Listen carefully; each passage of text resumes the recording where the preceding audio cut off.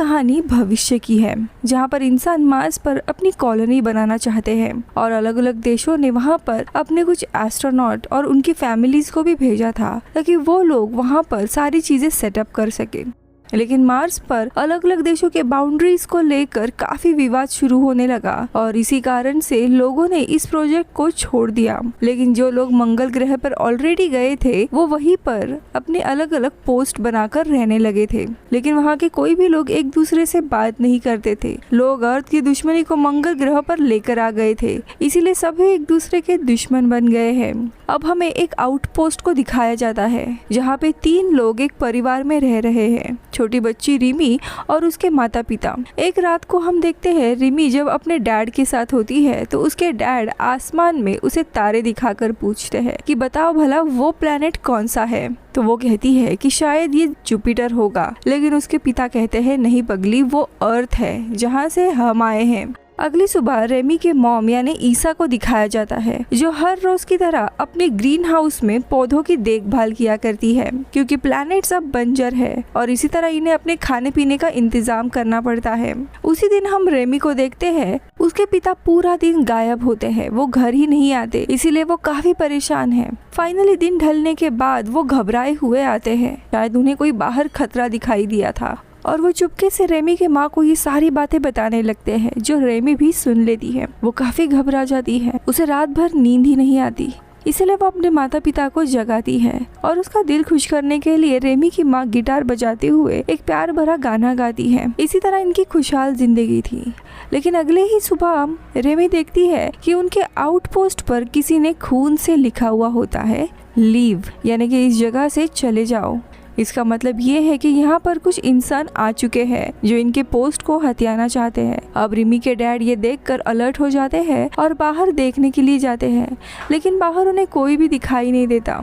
वही रेमी की मॉम डरते हुए कहती है कि शायद उसका बेटा वापस आया है आउटपोस्ट लेने, हमें उससे बात करनी चाहिए। लेकिन रेमी के पिता कहते हैं तुम चुप रहो, मुझे इसे संभालने दो। लेकिन तभी रेमी अपने पेट पिग को कुछ खाना खिलाने जाती है। अब ये देखकर रेमी की माँ उसे आवाज देने लगती है और बाहर आती है और तभी देखते देखते ग्रीन हाउस से 2 लोग बाहर आते हैं और रेमी की तरफ ही भागने लगते हैं उसे पकड़ने के लिए।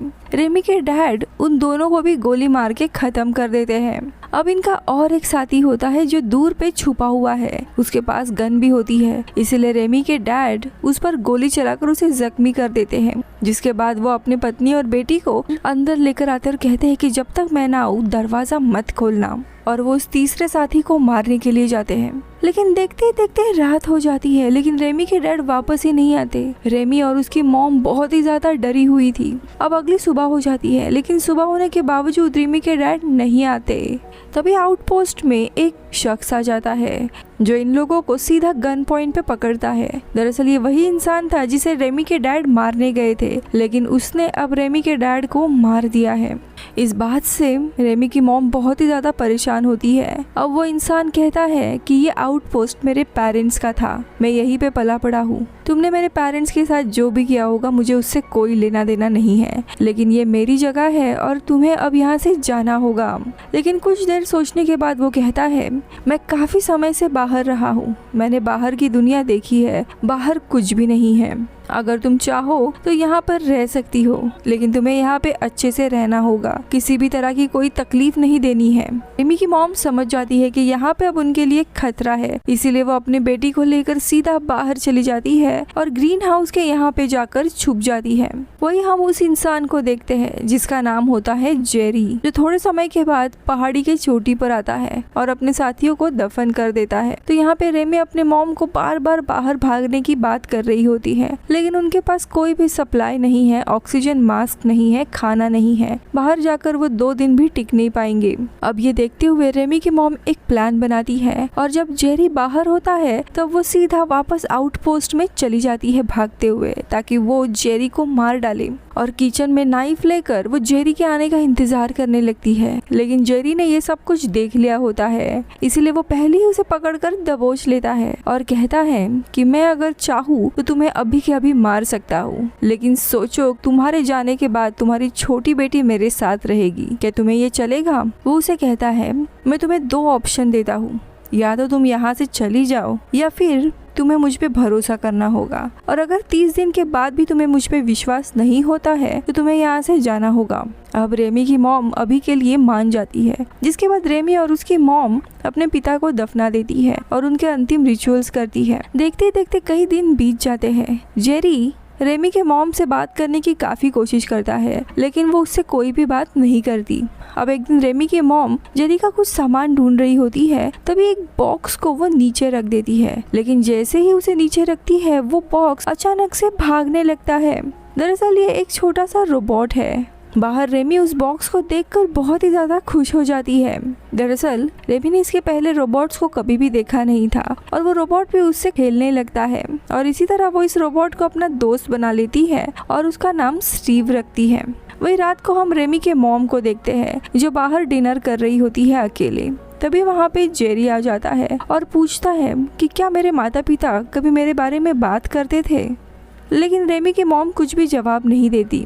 जेरी आगे बताता है कि मैं अपने मॉम डैड के साथ इसी पोस्ट पे रहा करता था, लेकिन मैं उनसे झगड़ा करके शहर चला गया। वहाँ पे काफ़ी मौज मजे किए, लेकिन फिर इंसानों के झगड़े शुरू हो गए और सारी चीज़ें तबाह हो गई। मुझे घर वापस आने के लिए काफ़ी समय लगा, लेकिन वापस आने के बाद मुझे तुम लोग दिखे। अब उसकी ये कहानी देखने के बाद फिर फाइनली रेमी की मॉम बताती है कि जब हम यहाँ पे पहुँचे थे तब सिर्फ तुम्हारे पिता थे। तुम्हारी मॉम की पहले ही मृत्यु हो चुकी थी।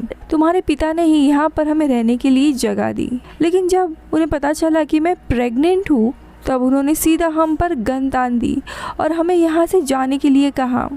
इसलिए मजबूरी में मुझे अपने परिवार को बचाने के लिए उन्हें मारना पड़ा। दरअसल यहाँ के लोगों को हालात ने मजबूर कर दिया था अपने बारे में ही सोचने के लिए। धीरे धीरे जेरी के साथ बातचीत होने लगती है। अब अगली सुबह रेमी की मॉम अपनी ग्रीन हाउस में होती है, लेकिन तभी पीछे से जेरी आता है और उसे पकड़कर दोनों भी एक दूसरे को किस करने लगते हैं। लेकिन ये चीज रेमी देख लेती है और उसका दिल पूरा टूट जाता है। वो माँ पे गुस्सा होती है कि जिस इंसान ने उसके पिता को मारा अब उसी के साथ उसकी मॉम है। दरअसल उसकी मॉम ये सब कुछ मजबूरी में कर रही होती है क्योंकि वो अपने बेटी को बचाना चाहती है, लेकिन रिमी इन बातों को समझ नहीं पाती। इसीलिए अगले दिन रिमी गुस्से में यहाँ से चली जाती है और उसका रोबोट स्टीव भी पीछा करने लगता है, लेकिन वो उसे वापस भेज देती है। जिसके बाद रेमी पहाड़ी पर आती है।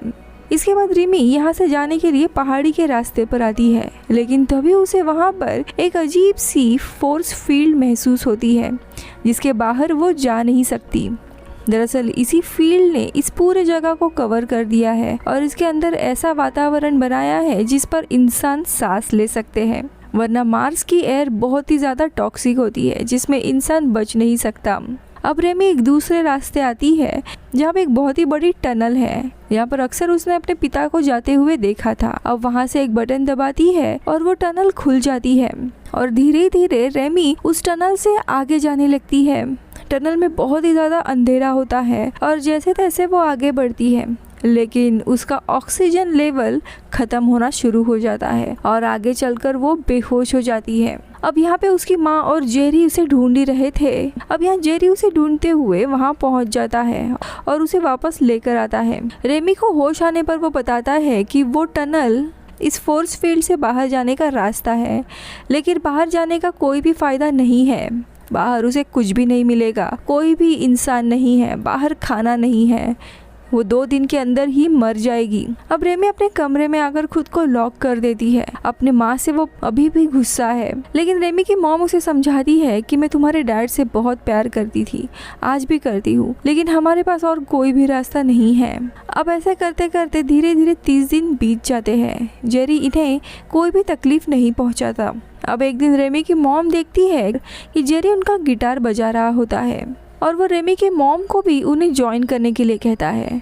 फिर रेमी की मॉम गिटार बजाने लगती है और वही गाना प्ले करती है जो वो हमेशा रेमी के डैड के लिए गाया करती थी। तभी रेमी को अपने पिछले दिन याद आते हैं। वो अपने डैड को बहुत ही ज़्यादा मिस करने लगती है और रोते हुए वहाँ से भाग कर खुद को एक स्टोर रूम में बंद कर देती है।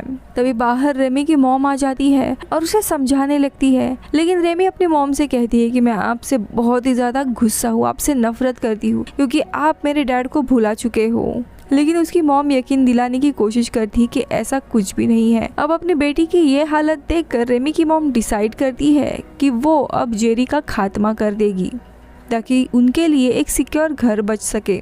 अब वो चुपचाप घर के अंदर आती है और वो सब्जी काटने का नाटक करने लगती है। तभी जेरी पीछे से आता और पूछता है कि क्या हुआ। तब वो बताती है कि रेमी को थोड़ा एडजस्ट होने में समय लगेगा। लेकिन तभी जेरी अपने गन को निकाल कर टेबल पे रखता है और वो बाहर आता है, जहाँ पे रेमी भी अब स्टोर रूम से बाहर आ गई थी और घर के सामने ही थी। लेकिन वो काफी घबराई हुई थी और सामने ही देखी जा रही थी। तभी जेरी पीछे मुड़ के देखता है तो रेमी के मॉम ने अपने हाथ में वही गन ली होती है और वो सीधा ट्रिगर दबाती है। लेकिन ये जेरी की एक चाल होती है, उसने गोलियां पहले ही निकाल दी होती है। अब जेरी की मॉम अंदर भागकर वही नाइफ लेने जाती है।